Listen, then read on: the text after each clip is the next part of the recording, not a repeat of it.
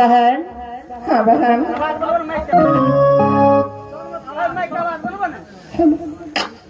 अरे बहन। हाँ बहन। सबसे पहले बताओ बहन कि अपना चारों पांचों सखी कहाँ के रहने वाली चिवा है? अरे बहन बोला बहन। अरे बहन अपना चारों पांचों सखी में सबसे बढ़कर तू ही चाह, तू ही कह सुना दे कहाँ के रहने वाली चीज। क्यों नहीं बहन? बहन हाँ अपना चारों पांचों सखी मृत भुवन के रहने वाली है बहन। क्यों नहीं? जब चारों पांचों सखी मृत भुवन में जन्म लिए, जब 4-5 साल की चारों पांचों सखी हुई, उस दिन से शिव बाबा के मंदिर में पूजा करने के लिए जाती थी।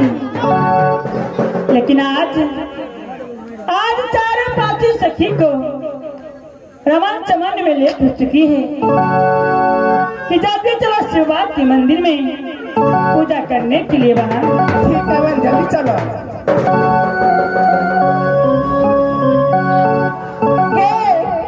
हम तो नहीं चलो किया गए पहले ही कहता मैं पूजा करने की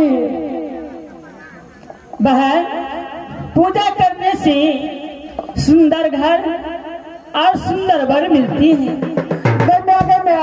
ये मास्टर साहब घर पे घर अब पेड़ के लिए बड़ा गाछ। अरे नहीं बहन, पेड़ नहीं, स्वामीनाथ जानते हो? के स्वामी क्यों न जाने छे, लेकिन रोड काम में कते स्वामी घास छे। अरे बहन घास नहीं, तो पिया जानती हो? गए हम तो कुछ नहीं बुझे छियो। गाय भसलट ही गाय गतरा से न बेटी रह दैया। हाँ कल के की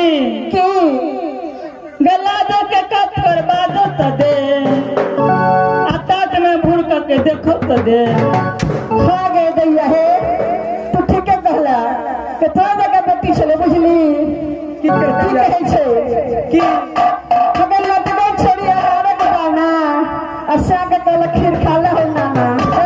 अगर चिपका तू की बजरा कछे की अगर लाल साड़ी टागल या अच्छा मन लागल या खावे तोरे देखा कछे बाती बाती सात बाती आई बुढ़वा गांव में दांत काटी। अगर चुप रह तू की बजबे कछे की अगर चुप गए पदनी पातर चूरा अते पदनी के नहरा कतक धोरा। चुप तू की बजा गजे की बैठल छी बोरा पा मजे जबन का छोरा पा। कछे की अगर हम सुन रही हमर पिया सुन रही और शांत नगर गांव के धिया पुता बनरा बनरी। हाँ बदैया है गए कि थोड़ा जगह बेटी छले बुझली तो की कहे छे कि अगर सिया सनक सिया ले तो था सनक सिया अब कोठे पर रख दे भगवान के लेते हैं दैया गतरा से न बेटी रह बहना। कल के की तरह सका बेटी रहे की कहल के कहता बापा घर पर दीप नसल के निशान भी कहिए तू। अरे बहन। हाँ बहन जल्दी चला बहन, चारों पांचों सखी को रमन चमन में लेट चुकी है बहन। क्यों नहीं बहन? जल्दी चला शिवा के मंदिर में पूजा करने के लिए बहन। ठीक है बहन चलो बहन।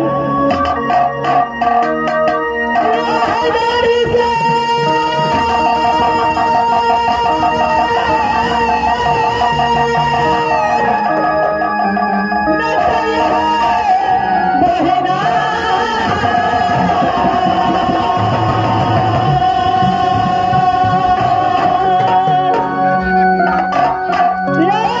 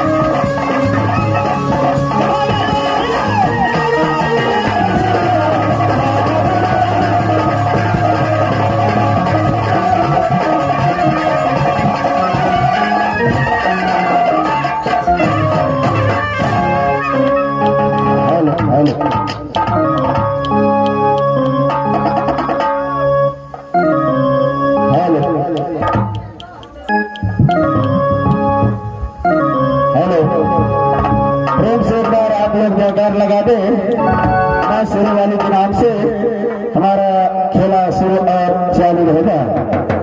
प्रेम से बोलो मां सरस्वती की।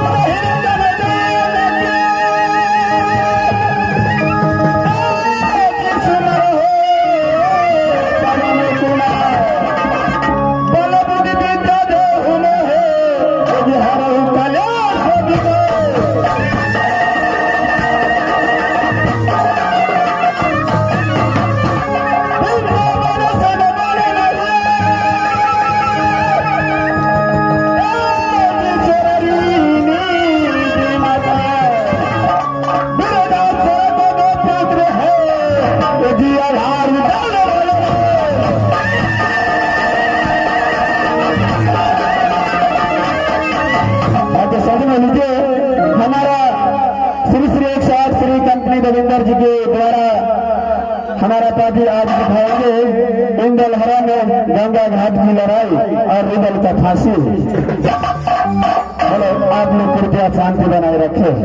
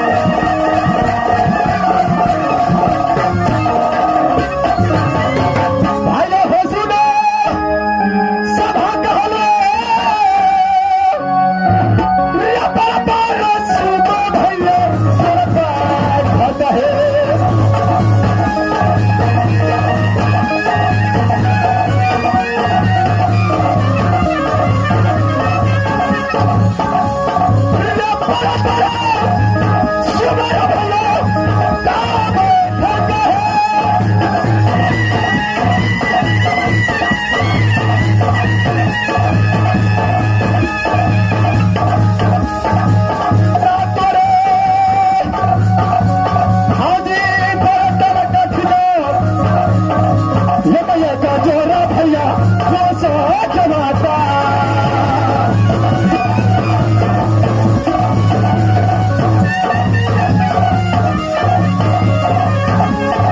लड़िया कहिया को जरा भलो दोस्त के बात करे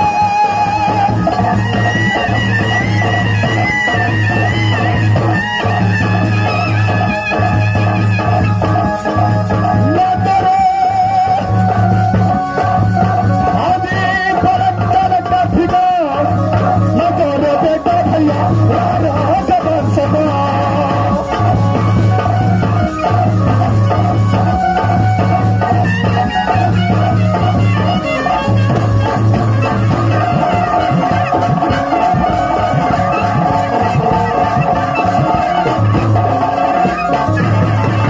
भलो सुनो सभा करो रमा मजमया नगर मोहब्बत बिरजा सरका बेटा कहे रे गोदी खरवला मैया देवला की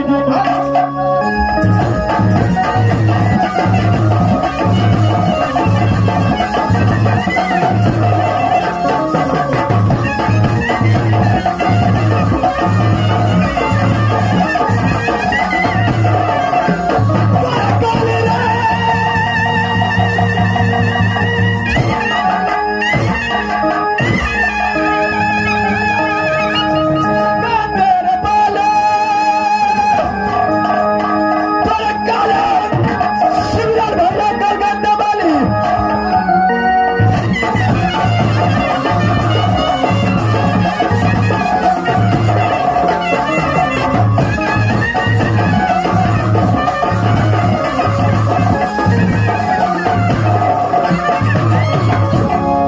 दोस्तों रमा बस भैया राज बाबा का मैं बस भैया राज बाबा को जब भी जा सका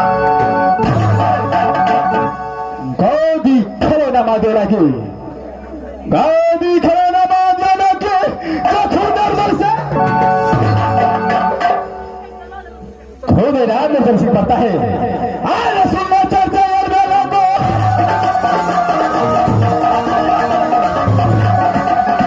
अरे जो ये बोला तो सुनो बता अरे जो ये बोला तो सुनो बता अरे जो बोलता सुनो बता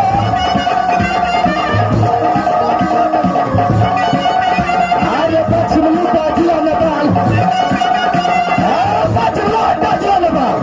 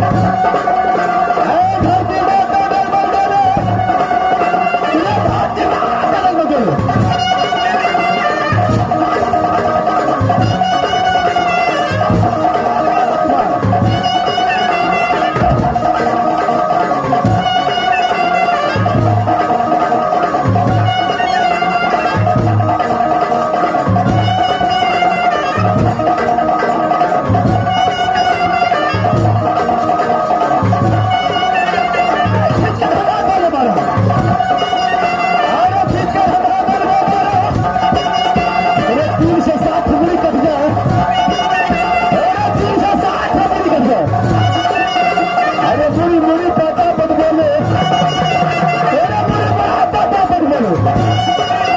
अरे मिलहामे जोगी बहादुर से, अरे मिलहामे आज बहादुर से। अरे जो फेरी में घुसे हुआ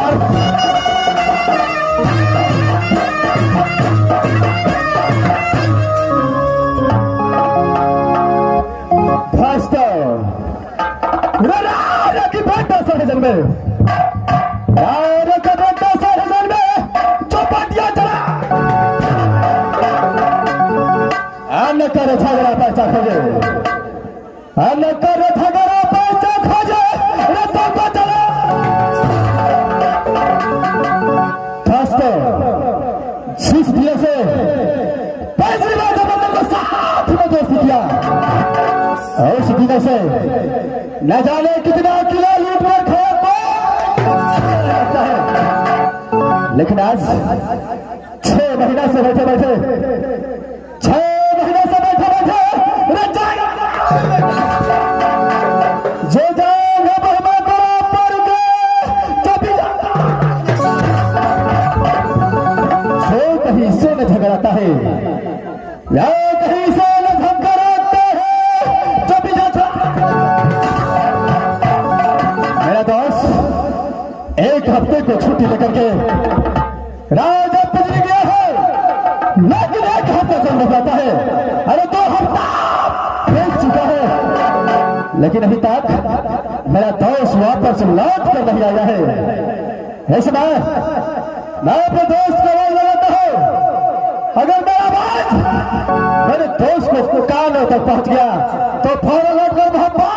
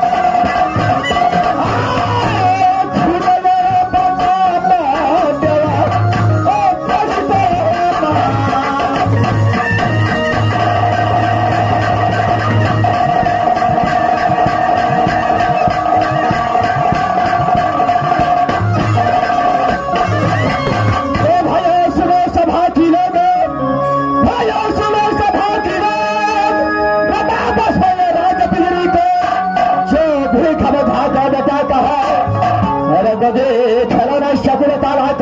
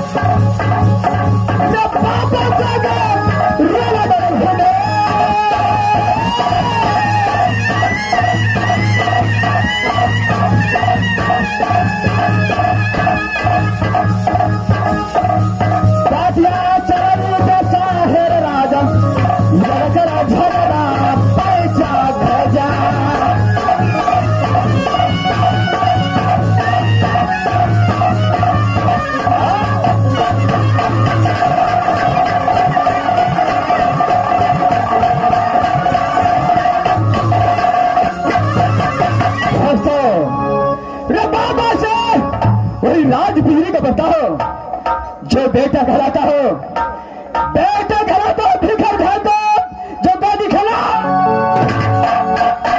गोदी खेलना चकुताला का मेरा ही नाम आपका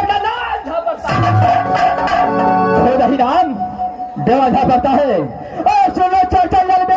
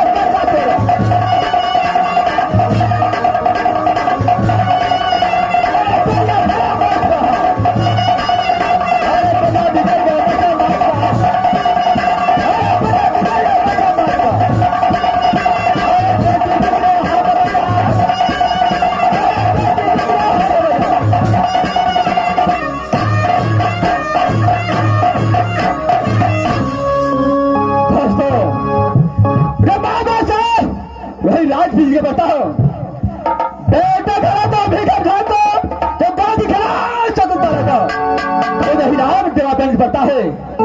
अरे ताकत में बढ़ के राज करो, ताकत में बढ़ के राज करो, जो कला खर्चा पड़ता है। अरे लाख है गाड़ी लाख पछाड़ी, लाख है गाड़ी लाख पछाड़ी, उस पे चला अरे ज्ञान में बढ़ गए राज पिजरिया, ज्ञान में बढ़ गए राज पिजरिया, जब बड़े बजा पोथी पत्रा के बदलावे, पोथी पत्रा के बदलावे जो ये ज्ञानी का दोस्तों। अरे गंगा पाइस का दोस्ती किया, गंगा पाइस का दोस्ती किया, वही मोहब्बत बाल अरदर्शी के साथ जैसे दिन से दोस्ती किए कितना किया लेकिन इस वक्त ऐसे अभिलाद में चोरी चोरी करने लगे हैं। लहा जाने मेरा दोस्त रुदल सिंह को भब्बा के अंदर कौन ऐसा मसीह उतरा है जो भी रात में आवाज अपना दोस्त आ गए हैं। यहां से मैं चल कर देखता हूं कि मेरा दोस्त रुदल सिंह को ऐसा मुसीबत था जो अपने दोस्त को आधी रात में याद किया है। यहां से मैं मोहब्बत अपने दोस्त को पास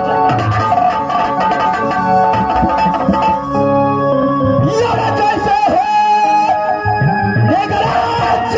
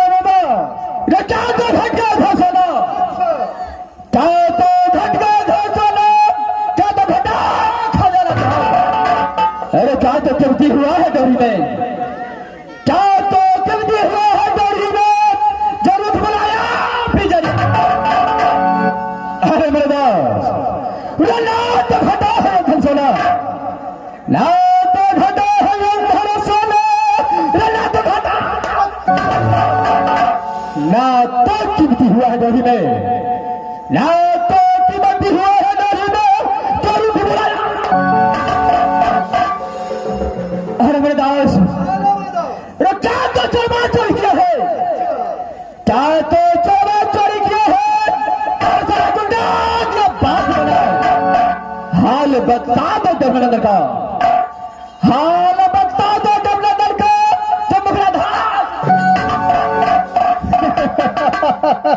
अरे मेजरी मरगा 10 बार को छतरे मरगा 10 बार को छतरे रना को कि लकी मैया बागी चलने कहना कि मैया बागी न चलवे तो 10 मिनट को हरदास काल किला में तो डंका बोले, काल किला में चोरी डंका बोले, जंगल में काल किला में सुंदर कन्या जन्मा है, काल किला में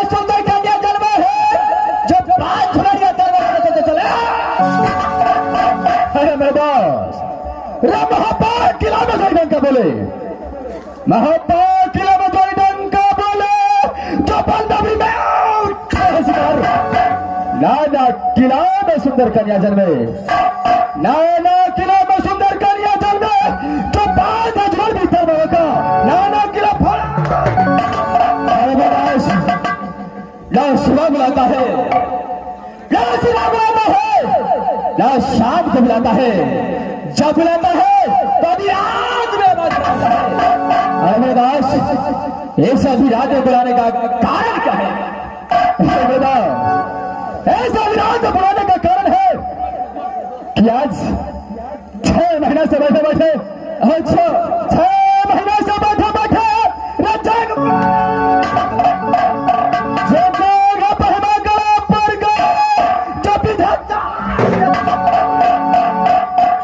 कहीं से न झगड़ाता है, जो कहीं से न झगड़ाता है, जब मेरे दास कहीं से झगड़ खोज करके ले अरे ऐसा झगड़ कदापि नहीं मिल सकता, ऐसे झगड़ नहीं मिलता है, जब ऐसे झगड़ नहीं मिलता है तो आप से झगड़ खराब। अरे मेरे दास अगर गांव से झगड़ मिलता, अरे नाम से झगड़ मिलता तो 5 मिनट में जितने दाव भैया बैठा है सब झगड़ खराब कर जा। जब नाम से भी झगड़ नहीं मिलता है तो